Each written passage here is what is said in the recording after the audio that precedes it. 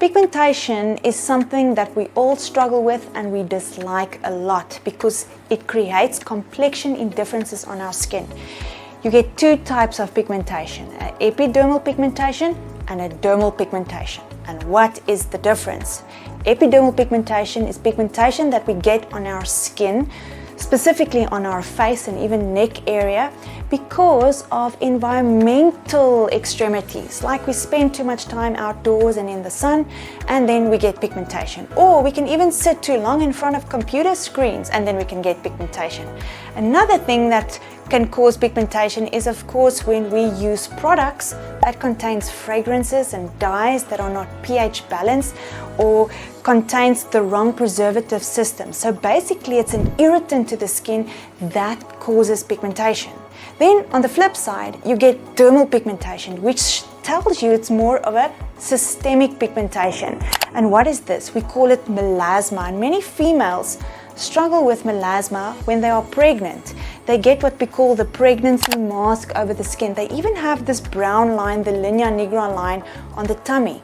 So two types of pigmentation. So what can we do in terms of using certain products? We have to use products that are called tyrosinase inhibitors, which means the enzyme in the melanocyte skin cell that produces the pigment, the melanin, needs to be stopped. And some of those ingredients in a skincare routine can already start from a cleanser right through to a moisturizer. So let's start with a facial cleanser. We can have an ingredient called salicylic acid that reduces the inflammation on the skin to not switch on the process of melanogenesis, in other words, the production of melanin to take place.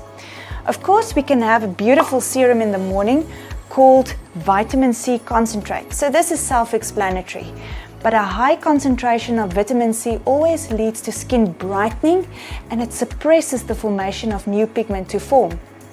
At nighttime, we can have another serum called the Dark Spot Serum.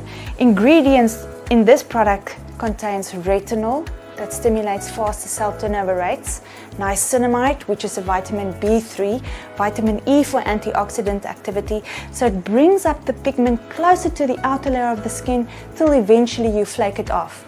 And last but not least, a beautiful moisturizer that contains glutathione and even a little bit of kojic acid, and this helps with brightening and it breaks up all the pigment that leaches under the epidermal layer of the skin up until such point it just disappears.